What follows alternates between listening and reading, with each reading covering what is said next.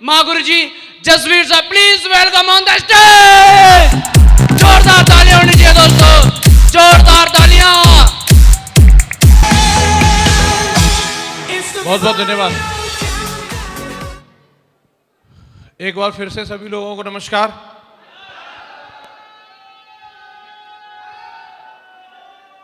कौन सी टीम है ये? बुलंदशहर है, बुलंदशहर वालों की बुलंद आवाज है। मास्टर जी ट्रेनिंग देके लाए होंगे, है ना? Very good. साथियों, आप लोगों के बीच आकर के बहुत ही एनर्जेटिक फील कर रहा हूं, बड़ी खुशी है। काशीपुर में आप लोगों ने इतना भव्य प्रोग्राम रखा और आप लोगों ने इतना गर्मजोशी के साथ में मेरा स्वागत किया। आप सभी लोगों का हृदय से बहुत बहुत धन्यवाद।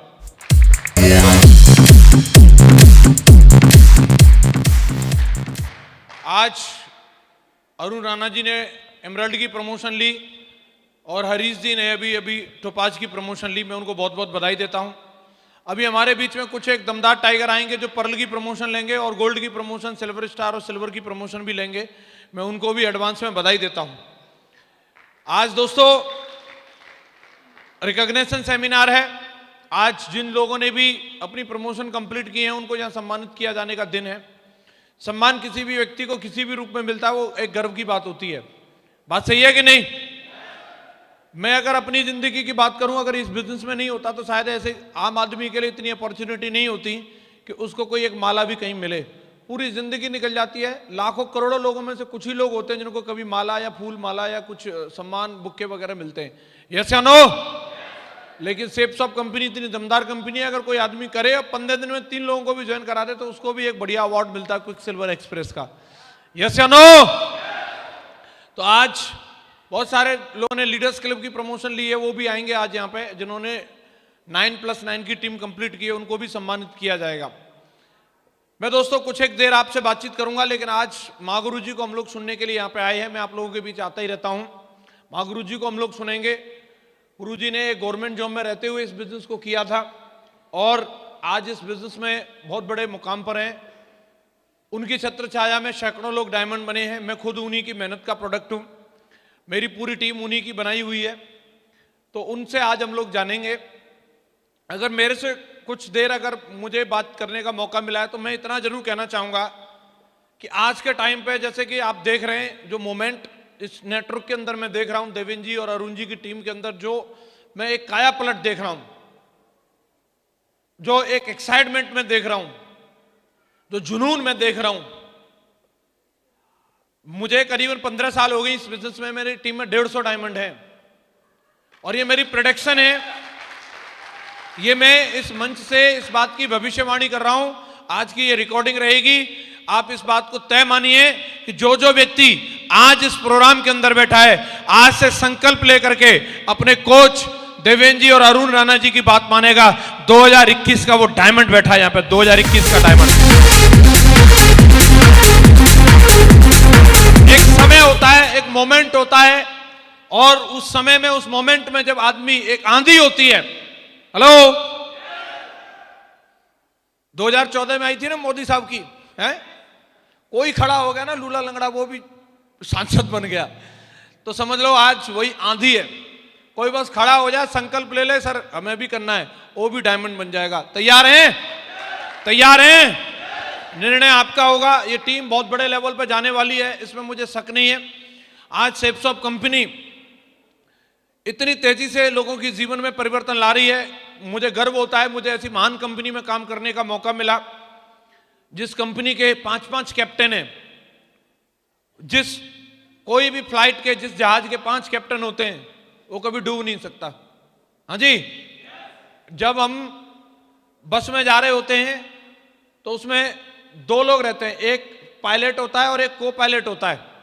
हाँ जी, जब हम फ्लाइट में जाते हैं तो उसमें 2 पायलट होते हैं और कुछ क्रू मेंबर्स रहते हैं। लेकिन जब इंटरनेशनल फ्लाइट में जाते हैं तो उसमें 4 पायलट रहते हैं, 2 पायलट होते हैं और 2 को पायलट होते हैं। और दोस्तों जो फ्लाइट, हम जिस फ्लाइट में बैठे हैं उसके 5 कैप्टन हैं और 5 एक संग नहीं जाते। अगर एक आध को कुछ हो गया तो बाकी के 4 चलाते रहेंगे उसको। हाँ जी, कई कंपनियों के एक ही डायरेक्टर रहते हैं और एक का मूड खराब होता है वो तभी बंद कर देता है उसको। अपनी के 5 डायरेक्टर हैं, एक का मूड खराब होता है तो 4 उसको सुधार लेते हैं, बोले कहीं नहीं जाना यार, काम करना है दमदारी से। तो मुझे खुशी है, ऐसे हाथों में मेरा जीवन है।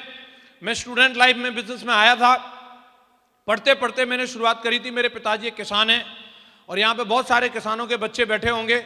मैं 17 साल का था जब मैंने इस काम को शुरू किया था और एक जज्बा था, एक जुनून था कि मुझे कुछ करके दिखाना है, डायमंड बनना है। लोग मेरे से पूछते हैं सर आप में इतना जोश कैसे रहता है, आपने सर इतनी टीम कैसे बना दी। तो मैं एक ही बात बोलना चाहूंगा कि इंसान की जो जरूरतें रहती हैं, इंसान की जो आवश्यकताएं रहती हैं, उससे वो काम करवा देती हैं जो उसने कभी अपनी जिंदगी में सोचा भी नहीं होगा। आप समझ लीजिए कि अगर मैं किसी व्यक्ति से बोलूं कि ये सामने कांच की खिड़की है और आपको ये तोड़नी है, तो ऐसे हाथ मारेगा कोई तो 2-3 बार कोशिश करके देखेगा, नहीं टूटी तो फिर दोबारा कोशिश नहीं करेगा। बोले क्यों चक्कर में पड़ रहे हैं सर, मेरे हाथ में चोट लग जाएगी, खून निकल आएगा, ऐसा वैसा करके तमाम लॉजिक देने लग जाएंगे। बात सच है कि नहीं? लेकिन अगर मैं बताऊं इस कांच के उधर आपके बच्चे और उस साइड में आग लगी है और इस कांच को तोड़ो तो आप अपने बच्चों को बचा सकते हो, तो फिर ये सवाल नहीं किया जाएगा ये कांच कैसे तोड़ा जाएगा, सर हथौड़ी कहां है, मेरे हाथ में खून तो नहीं निकल आएगा। सिर मारेंगे, हाथ मारेंगे, लात मारेंगे, लेकिन कांच टूट जाएगा। कितने लोग सहमत हैं कांच टूट जाएगा? बात है तो सिर्फ एक चीज की कि अगर कोई काम बिना लॉजिक के किया जा रहा है, कोई पर्पज नहीं है, कोई उद्देश्य नहीं है, तो स्पिरिट आती नहीं है, जोश आता नहीं, जुनून आता नहीं। लेकिन जब परिवार दिखता है, जिम्मेदारी दिखती है, तो कहीं ना कहीं जोश अपने आप आ जाता है। और वो मुझे दिखता था, मेरे पिताजी एक किसान थे और मुझे दिखता था कि अगर मैंने भी खेती करी तो जैसे उनका जीवन निकल गया वैसे मेरा जीवन निकल जाएगा। मैं घर में बड़ा था, मेरा एक छोटा भाई था और मुझे डिसीजन लेना था, मुझे कुछ करके दिखाना है और मैं जानता था मार्केट की क्या सच्चाई है। अगर मैं नौकरी में जाना चाहता हूं तो अच्छी खासी डिग्री होनी चाहिए, उसके बाद भी चेक होना चाहिए, बैक होना चाहिए, जैक होना चाहिए, उसके बाद नौकरी मिलती है। अगर मैं बिजनेस में जाना चाहता हूं और लाखों रुपए महीने कमाना चाहता हूं तो करोड़ों रुपए होने चाहिए मेरी जेब में, तब जाकर के वो कर सकते हैं। और उसके बाद में भी खाली करोड़ों से काम नहीं चलेगा, आपको तजुर्बा होना चाहिए और डूब जाए तो मरो नहीं, कम से कम इतना बड़ा दिल होना चाहिए। और मैं ये दोनों चीजें मेरे पास में नहीं थी, न तो मेरे पास वो क्वालिफिकेशन थी, न उतना सोर्स था, न उतनी सारी सुविधाएं थी, और दूसरी तरफ ना उतना पैसा था कि मैं कोई जाकर के बिजनेस शुरू कर लेता। लेकिन जब मुझे मौका मिला कि यहां पे अगर आपने काम कर लिया, मैंने देखा था अपने जैसे कई लोगों को कि जब इनकी जिंदगी बदल रही है तो हो न हो मेरी भी जिंदगी बदलेगी, और मैंने इस काम को करना शुरू किया, काम किया। और मैं अगर आज 15 साल इस काम को करने के बाद में मैं बोलूं, एक तरफ मेरी प्रॉब्लम्स हैं, हाँ मैं मानता हूं मुझे प्रॉब्लम आई, समस्याएं आई, और एक तरफ मेरे अचीवमेंट हैं। तो आज मैं देखता हूं कि मेरी समस्याओं के ऊपर मेरे अचीवमेंट भारी हैं। आज मैं आपको बिल्कुल दिल की बात बता रहा हूं, अभी 1 हफ्ते 10 दिन पहले मैं अपनी पत्नी को उनके घर से लेके आ रहा था अपने घर, तो रास्ते से जब हम आ रहे थे तो मथुरा में बहुत सारी बारात चढ़ रही थी, और आदमी जैसा सीन देखता है वैसी फिर चीजें भी याद आने लगती हैं। दूसरे की बारात चढ़ते हुए देखते तो अपनी बारात की याद आ जाती है। सहमत है कि नहीं? तो हमें भी अपनी शादी की याद आ गई। आज से 12 साल पहले मेरी शादी हुई थी, कर दी थी, घर वालों ने बोला अभी बात बनी है, हो जाएगी, नहीं फिर पता नहीं बाद में होगी भी कि नहीं होगी, जो आए बोला घेर लो। तो हम याद कर रहे थे, मैं मैडम से पूछ रहा था क्या आपका इंप्रेशन था, मैडम बोल रही थी नहीं बस वो एवरेज था, मैं तो खुद को ही ज्यादा लेकर के ज्यादा आसान्वित नहीं थी, तो मैं तुम्हें लेकर के क्या होती। बोले मैं सोच रही थी ठीक है जैसे हम है वैसा ही मिलेगा और क्या मिलेगा, तुम बताओ तुम्हारा क्या था। मैंने मेरा भी कुछ खास नहीं था, मैं तो अपनी जिंदगी में थक चुका था, मैं तो जीजा जी के कपड़े पहन के तो शादी में गया था, तो मैं अपनी जिंदगी से क्या उम्मीद कर सकता हूं। फैक्ट बात बता रहा हूं आपको। मैडम बोल रही थी मेरा पता नहीं, देखो मैं तुम्हें पसंद आती, बहुत अच्छी लगती, लेकिन मेरा मेकअप खराब कर दिया था, वो ज्यादा मेकअप वाली अच्छी हायर करने के लिए पैसे नहीं थे। ये सब बातें अपन लोग कर रहे थे, और मैंने उसी समय पूरी जिंदगी के एकदम 12 साल की रील सी घूम गई और प्रेजेंट को देखा, और मैंने एक ही बात बोली, अंजू हमारी जिंदगी बदल गई ना। तो उसने क्या जवाब दिया जानना चाहते हैं? मैंने बोला कि हमारी बहुत जिंदगी बदल गई ना, तो उन्होंने बोला बहुत नहीं बदली, बहुत बहुत बहुत बहुत बदल गई। आप समझ लीजिए दोस्तों, आज इस मुकाम पर हूं, 23 साल का हुआ तब मैं डायमंड बन गया था। 23 साल की उम्र से साल का 1 करोड़ कमा रहा हूं, 23 साल की उम्र से। ये 25 साल का हुआ बंदा आपके सामने खड़ा है। जब मेरी उम्र 25 साल की हुई थी तब मैं 50 लाख की BMW कार मेंटेन करने लग गया था। जब मेरे जिले में लोग नाम नहीं जानते थे कि BMW नाम की कोई गाड़ियां होती हैं, उस समय मेरे दरवाजे पर खड़ी थी। खड़ी करने की जगह नहीं थी, जहां मेरी भैंस बनती थी वहां मैंने BMW खड़ी कर दी थी ले जाकर के उसकी बगल में। हेलो, आपके सामने बंदा खड़ा है। आज मैं इस बात को गर्व से कहता हूं कि आज मैं 31 साल का हूं, यंग हूं, रिच हूं और रिटायर हूं।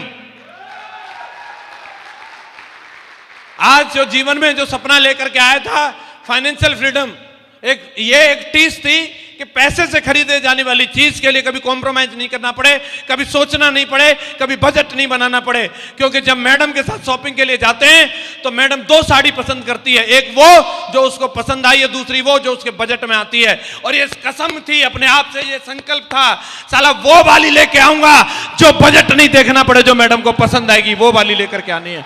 ये अपने आप से टीस थी, बजट नहीं बनाना पड़े, बच्चों के लिए एक अच्छी एजुकेशन दे सकूं, बच्चों के लिए एक अच्छी परवरिश दे सकूं, ये अपने आप से संकल्प था। भले उसके लिए मुझे रेलवे स्टेशन पर सोना पड़े मैं तैयार था, भले मुझे रात भर जागना पड़े मैं तैयार था, भले मुझे गांव-गांव जाकर के लोगों से मिलना पड़े तैयार था, लेकिन मेरे बच्चे एसी में सोने चाहिए, इसके लिए मैं कॉम्प्रोमाइज नहीं कर सकता था, इसके लिए मैं तैयारी नहीं कर सकता था कि मेरे बच्चे एसी में जरूर सोने चाहिए। मैंने इस बात की कसम खाई थी दोस्तों, और आज मुझे बताते हो खुशी है। और आप लोग खुद एक आकलन कर सकते हैं कि जो आदमी साल में करोड़ों रुपए कमा रहा हो, तो क्या जिंदगी में पैसा की दिक्कत होगी? क्या पैसा की दिक्कत होगी? क्या मैं ये नहीं कह रहा कि मैं अपने शहर का सबसे अमीर हूं, मेरे से तगड़े तगड़े अमीर पड़े, लेकिन सबसे बड़ी बात यह है, पैसा होना एक अलग बात है और पैसे को एंजॉय करना एक अलग बात है। आज मैं अपने पैसे को एंजॉय करता हूं क्योंकि मेरे पास टाइम फ्रीडम भी है। नॉट ओनली पैसा नहीं है, आज मेरे पीछे 7 लाख लोगों की टीम है। आज जसवीर अगर कहीं भी रहे, चाहे हिंदुस्तान में रहे चाहे हिंदुस्तान से बाहर रहे, लेकिन पैसा रुकता नहीं है, टनाटन मेरे खाते में पैसा आता रहता है। आज मेरे पास समय है, आज मैं अपने आप की जिंदगी को दमदारी के साथ एंजॉय कर सकता हूं। छोटी छोटी किसी भी मोमेंट के लिए मैडम ने बोला कि चलो मेरा मन कर रहा है कहीं शॉपिंग करने चलते हैं, तो मैंने कहा चलो आगरा चलते हैं। बोले नहीं, कहीं अच्छी सी जगह पे चलेंगे। मैंने अच्छी सी जगह बोले तो बोला चाहिए दिल्ली गुड़गांव चलते हैं कहीं। मैं चलो 5 स्टार होटल का एक दमदार स्वीट रूम बुक किया, 25,000 रुपए के एक नाइट का उसका चार्ज था। साला 2 रात रुके, 50,000 रुपए तो होटल में दे करके आ गए। शॉपिंग कितने की हुई होगी अंदाजा लगा लो।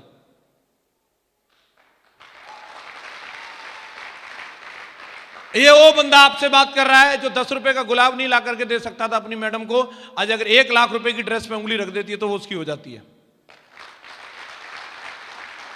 मैं एक ही बात कहना चाहता हूं, मैं यहां कोई सेकी बगाड़ने के लिए नहीं खड़ा हूं, मैं एक बात बताने के लिए यहां पे खड़ा हूं कि अगर इंसान अपनी सी बात अगर वो ठान ले, अगर वो संकल्प ले ले, तो यहां पे बैठा हुआ हर एक बंदा टाटा और अंबानी से कम नहीं है, लेकिन वो संकल्प ले ले तो हर बंदे के अंदर वो सारी चीजें हैं। लेकिन हम कहीं ना कहीं अपनी आदतों को, अपने सपनों को जगा नहीं पाते। ठीक है, अरे ऐसे कैसे भूखे बैठे, चल तो रही है, कट तो रही है, ऐसी कटेगी तेरी, सोच ही नहीं सकता उससे कुछ अलग। आज इस लेवल पे आने के बाद ऐसा लगता है कि अगर साला मैं रुक जाता तो क्या जिंदगी होती। थैंक्स टू गॉड कि मैं रुका नहीं और आज आपके सामने हूं। बहुत सारे लोग आपको मिले होंगे और मिलेंगे, वो बोलेंगे अरे हमने भी करी थी सेब साहब, हमने करके छोड़ दिया, हम जसवीर की टीम में ही थे, अरे हमने ऐसे बहुत भाषण सुने। उनको एक ही बात बोलना, बेटा तूने एक ही गलती करी तो ये तो ठीक है, लेकिन छोड़ दी, बस यही सबसे बड़ी गलती है, क्योंकि सर ने अभी भी छोड़ी नहीं है। हेलो, और मैं बोलता हूं दोस्तों, अगर जिंदगी में आगे बढ़ना है तो एक बात याद रखना कि छोड़ना मत। सफलता जरूर मिलेगी, किसी को सफलता जल्दी मिल जाती है, किसी को देर से मिलती है, लेकिन मिलती जरूर है। कुछ बड़ा करना है तो आपको ठानना पड़ेगा और जब तक लगे रहना पड़ेगा तब तक कि आप कामयाब ना हो जाओ। क्या आप इस बात का संकल्प लेते हो? हम लोग डायमंड बनने की बात करते हैं, डायमंड बनने के बाद आदमी को बहुत कुछ मिल जाता है, 10,000 की टीम होती है, 50 लाख रुपए टोटल अचीवमेंट आ जाता है, लाखों रुपए महीने आने लगते हैं, एक आइकॉनिक हो जाता है आदमी। लेकिन डायमंड कौन बनेगा? डायमंड वही बनेगा जो डायमंड बनने की चाहत रखेगा। जब तक आपके अंदर से भूख नहीं होगी, चाहत नहीं होगी, कितनी भी चीजें हैं, मैं अपनी BMW की बताऊं, मैं आपको अपने घर की बताऊं, मैं अपनी फॉरेन टूर्स की बताऊं, मैं अपनी लाइफस्टाइल की बताऊं, सब बेकार है जब तक कि आपके अंदर से भूख नहीं हो। हेलो, एक राजा ने अनाउंसमेंट की कि अगर कोई मेरा फेवरेट खाना मुझे खिला देगा, जिस खाने में मुझे मजा आ जाए, मैं उसको मुंह मांगा इनाम दूंगा, मालो माल कर दूंगा। बहुत सारे कुक आए, बहुत सारे शेफ आए, उसको बहुत कुछ बना करके खिलाया, लड्डू पेड़ा ये वो, लेकिन राजा को मजा नहीं आया। एक ऐसे नॉर्मल सा बंदा आता है और बोलता है कि साहब मैं राजा साहब को उनका फेवरेट खाना खिलाऊंगा। तो लोग बोलते हैं भाई तेरे से तो तगड़े तगड़े आए, वो नहीं खिला पाए, तू क्या खिलाएगा? बोला साहब मेरी गारंटी है राजा साहब को पसंद आएगा। राजा साहब से मिलवाया, साहब ये लड़का बोल रहा है कि आपका फेवरेट खाना खिलाएगा। राजा साहब बोले हाँ जी बनाओ खिलाओ। बोले साहब आपकी अगर शर्त है कि आपको फेवरेट खाना चाहिए तो छोटी सी मेरी भी शर्त है, वो आपको माननी पड़ेगी। तो उन्होंने पूछा, बोले बताइए क्या शर्त? यह है कि आपको 2 दिन कम से कम उपवास रखना पड़ेगा, उसके बाद मेरा खाना खाना है। राजा एग्री हो गया, बोलो कोई बात नहीं, जब आप हमारा मनपसंद खाना खिलाएंगे तो हम 2 दिन का उपवास रख लेंगे।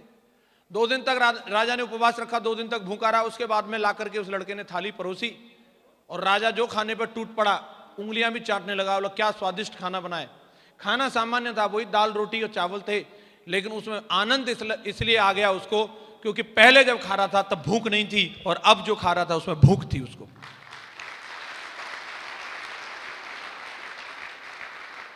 चीजें बहुत हैं साहब इसी दुनिया में, उनके पिछवाड़े पे हॉर्न मारती है, किसी की जगवार आकर के, किसी के बगल से ऑडी निकल जाती है, किसी के सामने से लोग 5 स्टार होटल में जाते हैं, अरे उसको भूख ही नहीं है, उसको कुछ होता ही नहीं है।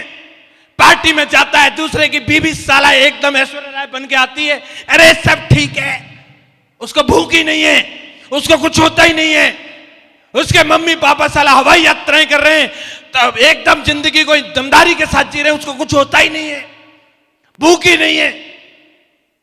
इस दुनिया में, इस देश में किसी चीज की कमी नहीं है, इस देश में सिर्फ कामयाबी के भूखे लोगों की कमी है। आज जिस इंसान के सपने मर गए वो जिंदा रहने का भी कोई फायदा नहीं है, जिसके सपने मर गए वही इंसान जिंदा रहने का फायदा है, जिसके सपने जिंदा हैं वो कुछ करना चाहता है, उसी का जिंदा रहने का फायदा है। क्या आपकी जिंदगी में कोई सपना है? कोई सपना है? कोई ऐसा ड्रीम जिसके लिए आप अपने आप को न्यौछावर कर दो? कोई चीज है ऐसी? जिसके पास होगी वो डेफिनेटली कामयाब होगा, और जिसके पास नहीं है ना, जाकर के सोचना यार क्यों जी रहा हूं मैं, क्यों खामा का इस धरती का बोझ बना पड़ रहा हूं मैं, फायदा क्या है मेरा साला इस दुनिया में रहने का। सोचना जरूर। बात करते हैं काम करने की, टीम बनाने की। साहब ये तो कामयाबी का सूत्र है। आप मार्केट में देख लो, जिसके पास जितनी बड़ी टीम वो उतना बड़ा कामयाब। हेलो, हर आदमी टीम बनाने में लगा है। अंबानी साहब भी टीम बना रहे हैं, टाटा साहब भी टीम बना रहे हैं, ऑफर ले लेकर के आ रहे हैं, कभी जियो ला रहे हैं, मरो ला रहे हैं, टीम बना रहे हैं। और भी लोगों को देख लो, बाबा लोग भी टीम बना रहे हैं। पॉलिटिक्स में चले जाओ, राजनेता लोग भी टीम बना रहे हैं। और ये आप समझ लो, अगर जिंदगी में कुछ बड़ा करना है तो टीम बनानी पड़ेगी, अकेले दम पे कुछ बड़ा होने वाला। हेलो, मार्केट में अगर टीम बनेगी, बहुत सारे लोग अलग अलग तरह के संगठन बना रहे हैं, कोई अपनी यूनियन बना रहा है, कोई अपनी जात वालों के लिए आरक्षण के लिए जा रहा है कि हम जाटों के लिए कुछ करेंगे, कोई यादवों के लिए कुछ करेंगे, कोई हम इनके लिए करेंगे साहब, हम उनके लिए करेंगे। और बहुत सारे लोग उनके आह्वान पे उनके पीछे चले जाते हैं, अरे साहब ये हमारी जात वालों का कुछ करेगा। जात वालों का कुछ हुआ हो या नहीं हुआ हो, लेकिन यूनियन लीडर की जिंदगी जरूर बदल जाती है। उनको आरक्षण मिले नहीं मिले, लेकिन वो भाई साहब को आरक्षण जरूर मिल जाता जिसने वो टीम बनाई थी। हेलो, वहां मजबूरी है, किसी भी यूनियन का एक ही प्रेसिडेंट हो सकता है, एक ही यूनियन लीडर हो सकता है, वहां 10 लोग नहीं हो सकते, वहां सबको बराबरी पर लाया नहीं जा सकता। जो आह्वान करता है उसी के पीछे टीम होगी और वही सुपीरियर रहेगा, उसी को गाड़ी मिलेगी, उसी को करोड़ों मिलेंगे, उसी को सम्मान मिलेगा। बाकी वाले जिंदाबाद जिंदाबाद, और कुछ नहीं है। लेकिन दोस्तों सेफ शॉप में टीम बनाओगे, आज ये बात गर्व के साथ कह सकते हैं, आज जिस लेवल पे जसवीर खड़ा है उसी लेवल पे लाल बहादुर शर्मा जी भी खड़े हैं और उसी लेवल पे आपका भी स्वागत है, आप भी आ सकते हो।